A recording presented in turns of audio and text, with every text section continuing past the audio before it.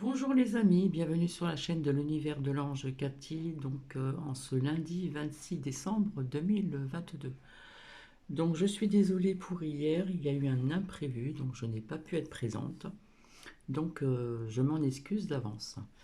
Alors j'ai vu un commentaire comme quoi que la personne ne recevait pas la clochette d'activation en ce qui concerne les lives.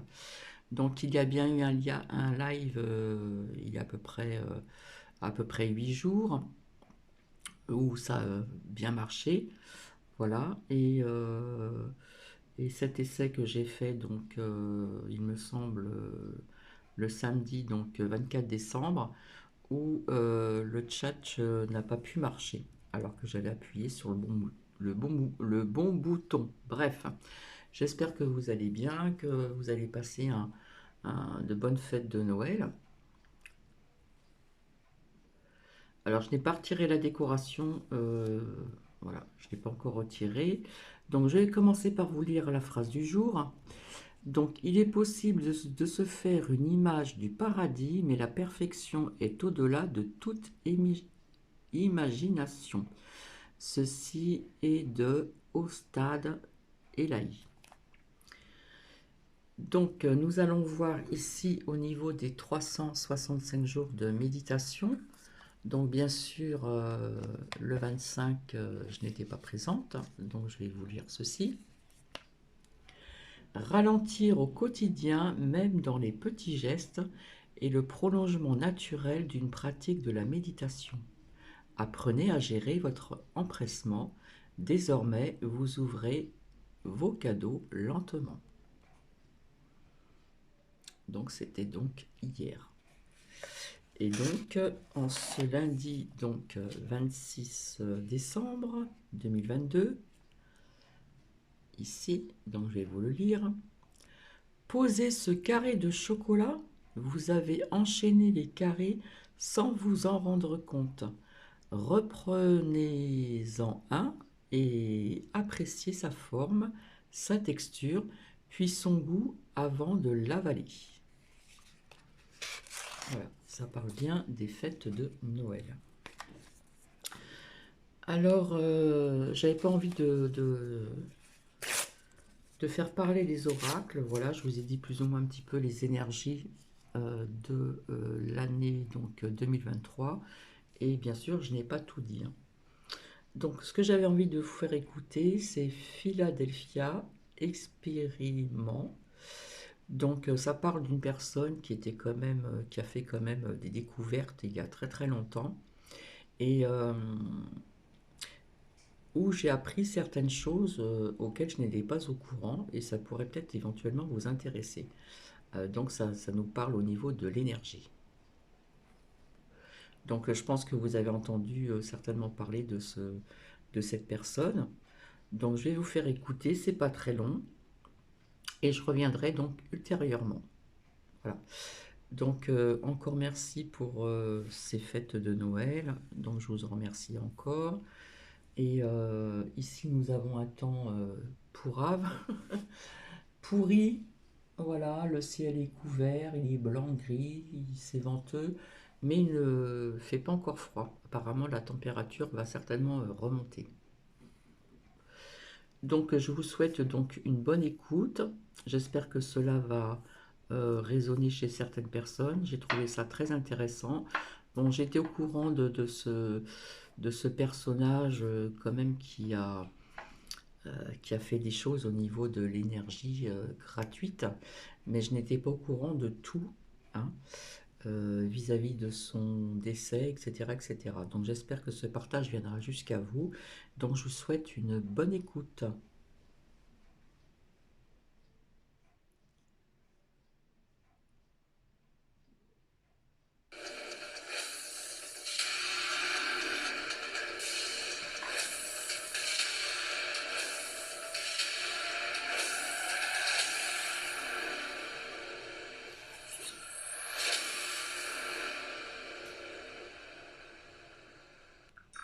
Bonjour. Le janvier 1943, à l'apogée de la Seconde Guerre mondiale, c'est un Nikola Tesla, amaigri et vraisemblablement ruiné, qui est retrouvé mort à l'âge de 86 ans, dans la chambre de sa suite, au 33e étage de l'hôtel New-Yorker, à New York. Mais bien qu'officiellement, selon l'autopsie, son décès serait dû à une mort naturelle, de nombreuses rumeurs suggèrent au contraire qu'il aurait peut-être été assassiné. En effet, des preuves révèlent que des documents importants auraient été volés dans le coffre-fort de Tesla et dans sa chambre, peu de temps avant que son corps n'ait été découvert. Et de nombreux autres biens de l'inventeur auraient été saisis par le gouvernement, dont de nombreuses malles contenant certaines de ses inventions futuristes les plus révolutionnaires et qui n'ont jamais été retrouvées par la suite. Étrangement, quelques mois seulement après la mort de Nikola Tesla, une mystérieuse expérience, connue sous le nom d'expérience de Philadelphie, aurait été menée par la marine américaine en octobre 1943. Et il semblerait qu'il ne s'agissait pas d'une simple coïncidence. L'expérience de Philadelphie est l'un des mystères les plus célèbres des forces navales des États-Unis. On dit qu'il s'agissait d'un test militaire pour essayer de rendre invisible au radar le destroyer USS Eldridge, qui avait été équipé pour l'occasion de générateurs top secrets, mais l'expérience aurait très mal tourné et le navire aurait entièrement disparu par accident dans un tunnel spatio-temporel. Mais quel est le lien avec Nikola Tesla, me direz-vous? Et que s'est-il exactement passé? Mais avant de continuer, j'aimerais remercier Red Shadow Legends, le sponsor. Donc, j'ai oublié de vous dire, vous sommes pas, comment dire, vous n'êtes pas obligé de croire à tout ceci, mais ça peut quand même, on peut quand même se poser des questions, tout simplement. Donc, vous faites appel à votre intuition, votre bon sens, etc., etc. Je continue. Sort de cette vidéo. Raid, c'est l'un des meilleurs jeux de rôle disponibles sur mobile et PC. Le principe.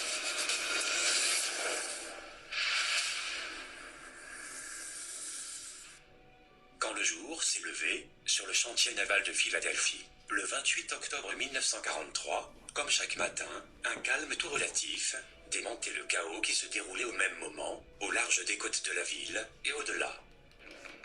Cette année-là, l'implication des États-Unis dans la Seconde Guerre mondiale avait atteint son paroxysme, alors qu'une bataille navale féroce entre les navires alliés et les sous-marins allemands faisait rage dans l'Atlantique. La gravité de ce conflit signifiait que le 28 octobre n'était pas n'importe quel matin à Philadelphie, mais l'aboutissement de plusieurs années de recherche top secrète menées par le gouvernement américain dans le but de s'emparer une fois pour toutes de la supériorité militaire de leurs navires en mer. De toute évidence, l'armée américaine, en collaboration avec certains des plus grands esprits scientifiques du monde, des hommes comme Nikola Tesla et Albert Einstein, avaient travaillé sur une nouvelle technologie révolutionnaire qui rendrait leurs navires invisibles, une sorte de dispositif de camouflage avancé, tellement avancé pour l'époque, que cela pouvait sembler être de la science-fiction. Sauf que c'était bien réel. Il ne restait plus qu'à vérifier si leur calcul était correct et à tester si, en fait, cette technologie avancée allait vraiment fonctionner. Là, dans le chantier naval de Philadelphie, se trouvait l'USS Eldridge, un destroyer de la marine américaine, équipé de gros générateurs et d'autres équipements étranges, qui ont dérouté les membres d'équipage, totalement ignorants de ce qui se passerait. À une heure prédéterminée, l'équipement a été activé et les puissants générateurs ont démarré. Soudain, un brouillard bleu-vert a commencé à entourer l'Eldridge et dans un éclair de lumière, le navire a physiquement disparu, disparaissant des radars. Peu de temps après, l'Eldridge aurait apparu de manière inattendue, à plus de 320 km de là, à Norfolk, en Virginie, un fait confirmé par l'équipage d'un autre navire, le SS Andrew Furuseth, qui était ancré à Norfolk ce jour-là. Puis, aussi soudainement que l'Eldridge était apparu, il a de nouveau disparu, avant de réapparaître miraculeusement à Philadelphie. Mais le plus incroyable, quoi qu'il se soit passé au cours de son voyage, est que l'Eldridge semblait avoir en fait voyagé dans le temps. Les scientifiques et le personnel militaire de Philadelphie se sont précipités vers le navire, dans une course folle pour déterminer ce qui s'était passé. et ce qu'ils ont découvert, ce sont des scènes d'une horreur inimaginable. Des membres d'équipage, couverts de terribles brûlures, certains, activement engloutis par les flammes, d'autres étaient devenus fous, criant et divaguant de manière incohérente. Plus inquiétant encore, certains membres d'équipage s'étaient en fait incrustés dans la coque en acier du navire, comme fusionnés, mais toujours vivants, avec des parties du corps qui dépassaient des parois métalliques. Cette terrible tragédie ne fut évidemment pas révélée dans les médias, puisque cette expérience secrète n'était officiellement pas censée avoir eu lieu et était classifiée à un très haut degré de secret défense. En effet, tout ce qui s'est passé ce jour fatidique à Philadelphie aurait poussé le gouvernement à abandonner le projet et à tenter d'étouffer toute l'affaire en menaçant les témoins et en faisant disparaître toutes les preuves de l'expérience de Philadelphie, comme si elle n'avait jamais existé. Et ils auraient pu réussir sans un auteur excentrique nommé Maurice Jessup et les curiosités des circonstances. En 1955, Jessup a écrit un livre intitulé The Case for the UFO, qui parlait d'antigravité, d'électromagnétisme et de supersciences préhistoriques, faisant de lui une célébrité parmi les théoriciens du complot. Peut-être en conséquence, en 1956, Jessup a reçu la première lettre manuscrite de ce qui allait devenir plus de 50 lettres d'un homme se faisant appeler Carl Allen. Dans ces lettres, Allen prétendait avoir été à bord d'un navire d'observation, le SS Andrew 7, à Norfolk, d'où il avait assisté à l'apparition, puis à la disparition de l'USS Eldridge, le jour où l'expérience de Philadelphie avait eu lieu. Toujours selon Allen, la moitié des membres de l'équipage du navire, qui avaient été téléportés à travers le temps, seraient devenus fous, les autres étant assignés à résidence.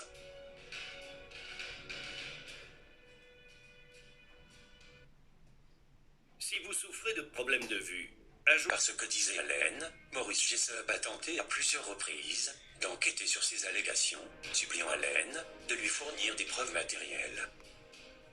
Mais, incapable de trouver quoi que ce soit de tangible pour corroborer l'histoire, il semblait que Jessup devrait abandonner et rejeter la crédibilité d'Allen.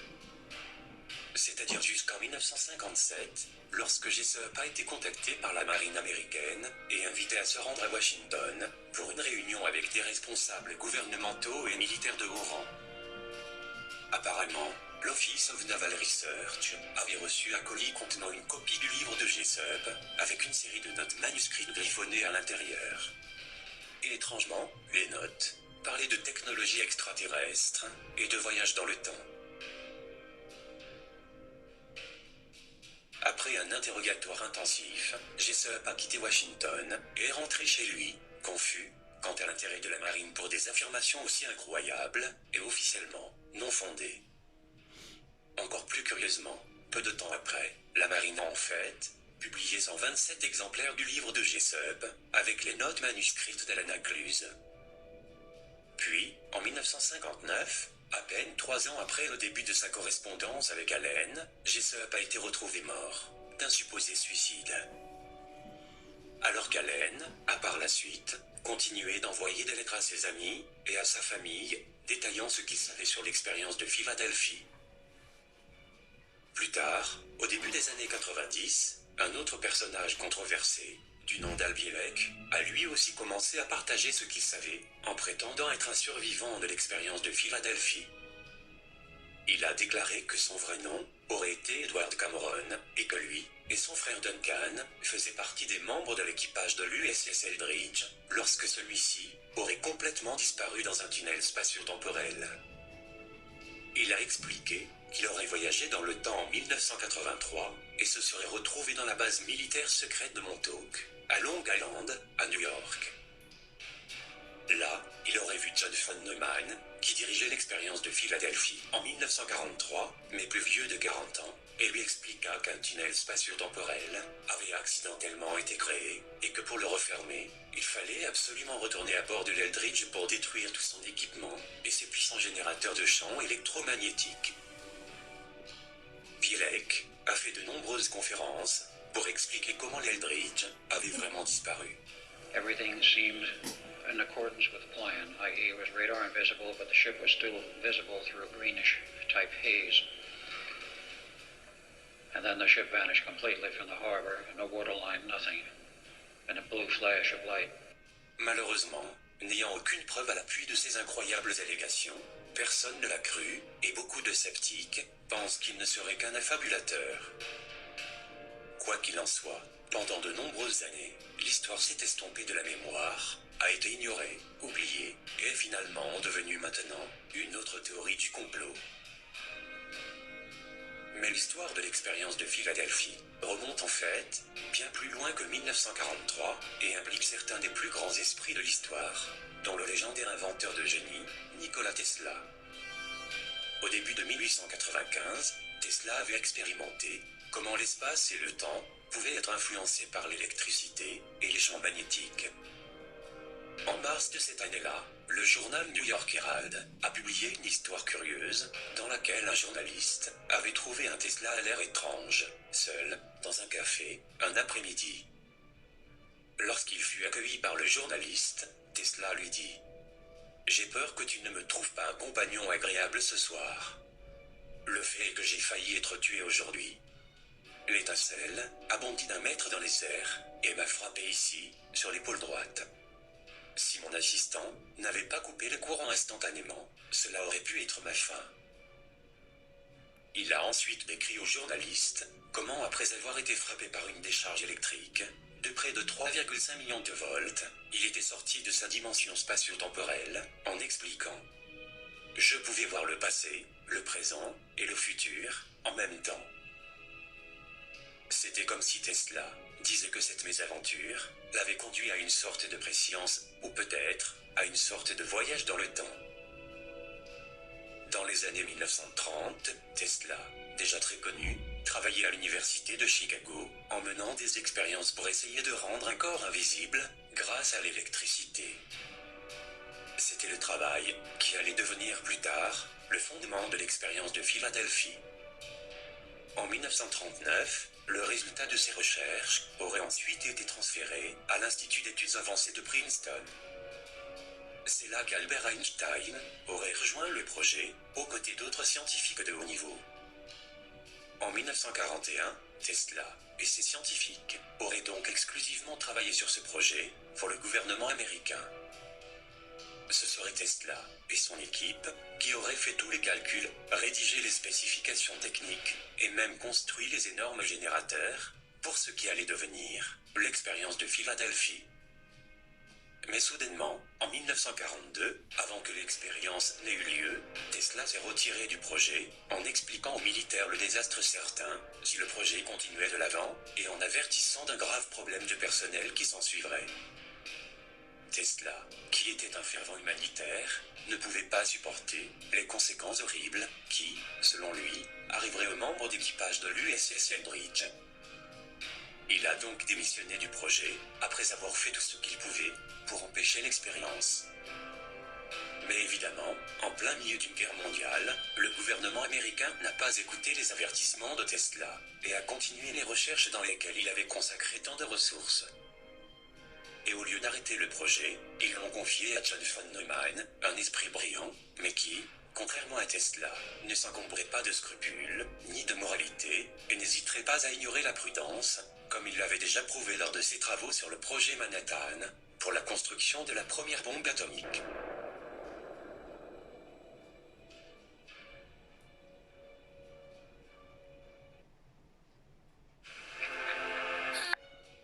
Mais quoi qu'il se soit passé sous la direction de von Neumann, et quoi qu'il se soit passé ou non, pendant l'expérience de Philadelphie en 1943, la même année, Nikola Tesla était retrouvé mort, seul dans sa chambre d'hôtel à New York.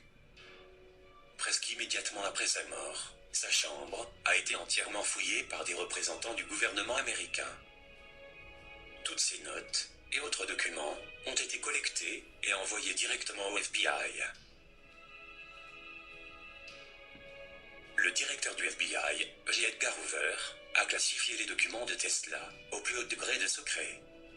Si secret, en fait, que lorsqu'une affaire judiciaire de 1952 a statué que le neveu de Tesla était bien l'héritier de sa succession, et donc le propriétaire légitime de tous ses effets personnels, y compris ses notes, le FBI ne lui a pas renvoyé toutes les malles qu'ils avaient saisies. et beaucoup étaient manquantes. Et depuis toutes ces années, une question subsiste. Que sont devenues les malles manquantes de Nikola Tesla?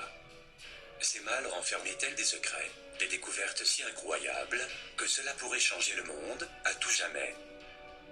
Certains ont émis l'hypothèse que ces malles contenaient des documents très importants, révélant le résultat de ces recherches sur la transmission d'électricité sans fil, sur l'énergie libre, ou l'antigravité.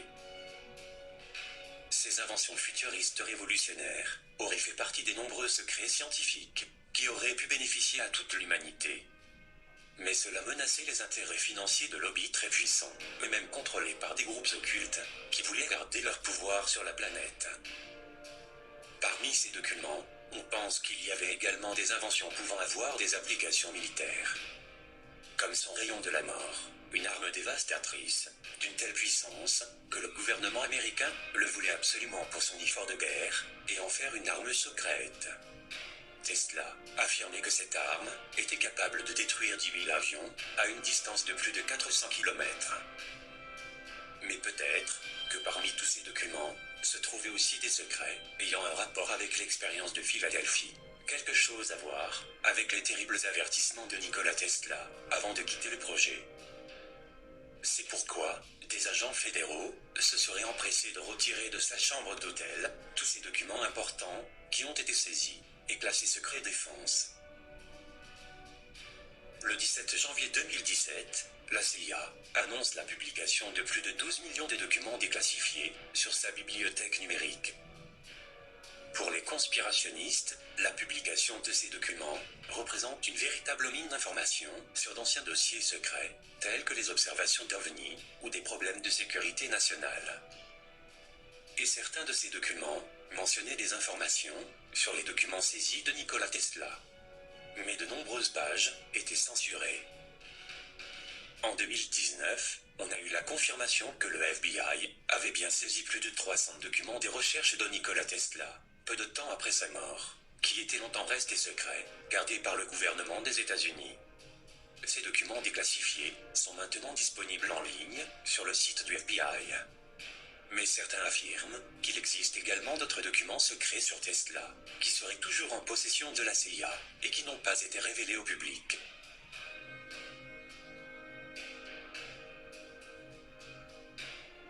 Les documents confisqués par le FBI après la mort de Nikola Tesla sont donc longtemps restés un secret gardé par le gouvernement des États-Unis. Et à cause de ces inventions révolutionnaires, qui menaçaient les intérêts de groupes financiers très puissants, on peut dire qu'il était peut-être l'un des scientifiques les plus méprisés qui ait jamais vécu sur Terre. Ne dormant que 2 heures par jour à peine, le seul but de Tesla semblait viser une technologie de pointe pour l'avenir de la planète. En effet, il avait toujours eu l'œil sur l'avenir, qu'il voulait changer à travers ses inventions pour le bénéfice de toute l'humanité. Tout au long de sa carrière, il a fait breveter plus de 700 inventions. Mais ces inventions les plus importantes ont été attribuées à tort à d'autres personnes, telles que Marconi, Ferrari ou Edison. La plus connue de ces inventions est le courant alternatif que nous utilisons tous aujourd'hui. Grâce à cette seule invention, Tesla aurait pu devenir très riche. Il aurait pu arrêter ses recherches et patienter quelques années pour amasser une fortune colossale. Mais au lieu de cela, Tesla, totalement désintéressé et qui était quelqu'un d'altruiste, voulant aider toute l'humanité, a préféré vendre ses brevets les plus importants pour seulement quelques milliers de dollars et pouvoir financer immédiatement la continuité de ses recherches. Et son idée fixe, qui l'obsédait depuis toujours, était de fournir de l'électricité sans fil, gratuitement, sur toute la planète. En effet, Nikola Tesla aurait découvert une mystérieuse source d'énergie qu'il appelait énergie radiante ou éther. Et beaucoup de scientifiques pensent aujourd'hui qu'il avait introduit ce qu'on appelle maintenant l'énergie libre ou énergie du point zéro. En effet, il est intéressant de rappeler qu'en 1931, Tesla a déclaré à la presse qu'il avait converti une voiture Pierce Arrow en une voiture entièrement électrique. Et étrangement, la voiture semblait fonctionner grâce à une source d'énergie mystérieuse, d'origine inconnue. Et Tesla a même conduit cette voiture devant les journalistes. Au début des années 1900, à Colorado Springs, Tesla avait construit une gigantesque tour, appelée Tour de Wardenclyffe, pour expérimenter un système mondial de transmission d'électricité sans fil. Mais en 1917, avant que Tesla n'arrive au terme de son projet, son financier et banquier, J.P. Morgan, qui détenait le monopole du cuivre, utilisé pour fabriquer les lignes électriques, et qui avait finalement compris que l'invention de Tesla pouvait émettre de l'électricité sans câble, ce qui était une grande menace pour ses intérêts financiers, cessa brusquement de le financer. Précédemment, en 1895, Tesla, qui était sous surveillance, avait déjà été contrecarré dans ses projets, et son laboratoire à New York fut réduit en cendres par ce que l'on soupçonne être un incendie criminel. Et tout cela parce qu'il avait essayé de mettre en œuvre sa vision d'une énergie illimitée et gratuite pour tous. Par la suite, Tesla fut mis à l'écart, et la plupart de ses autres inventions, brevetées des années 1890 aux années 1920, avaient expiré de son vivant au bout de 25 ans et ne lui ont apporté plus d'argent. Comme il avait toujours investi tout ce qu'il possédait dans ses recherches et que plus personne ne voulait le financer, Tesla a fini les 10 dernières années de sa vie dans la chambre 3327, au 33e étage de l'hôtel New-Yorker, où il est mort le 7 janvier 1943, totalement ruiné. L'histoire de la science n'a pas toujours rendu l'hommage qu'il méritait à ses acteurs principaux. Au contraire, elle a souvent mis à l'honneur des imposteurs, des opportunistes dénués de scrupules ou à de véritables plagiaires. Nikola Tesla était pourtant l'un des plus grands inventeurs que le monde n'ait jamais connu. Mais il était trop en avance sur son temps. De nos jours, beaucoup de personnes ne le connaissent pas ou ont vaguement entendu parler de sa carrière, et sa mémoire est aujourd'hui encore occultée, comme celle de tous les génies incompris, comme si on l'avait rayé des livres d'histoire. Pourtant un jour, Nikola Tesla déclara « Si j'avais la chance d'atteindre un de mes idéaux, ce serait au nom de toute l'humanité. » Nous vivons actuellement une grave crise de l'énergie, prisonniers des énergies fossiles, du nucléaire, qui sont maintenant devenues des technologies obsolètes. Nous traversons également une crise économique majeure, qui pourrait avoir des conséquences dramatiques dans le monde entier. Alors, ne serait-il pas temps de se réveiller, et d'enfin faire libérer toutes ces incroyables technologies révolutionnaires, toujours dissimulées au public, et qui pourraient changer pour toujours le monde dans lequel nous vivons? Un monde enfin libéré, bénéficiant d'une source d'énergie illimitée et gratuite pour tous.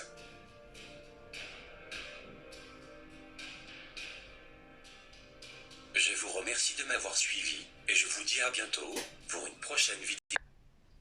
Voilà, c'était pas très long, hein, ça fait 28 minutes et quelques secondes.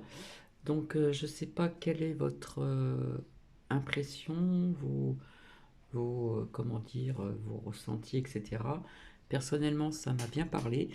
Donc, c'est pour ça que je vous ai partagé tout ceci. Bon, je connaissais l'histoire de cette énergie gratuite, mais je ne connaissais pas, comment dire, comment, comment il est décédé, etc. Ces laboratoires qui ont pris feu, etc., etc. Voilà, je vais vous laisser sur ce. Et puis, donc, je vais vous souhaiter une agréable journée et je vous fais plein de bisous. N'hésitez pas à mettre des commentaires et faites attention à ce que vous notez. Bisous, bisous.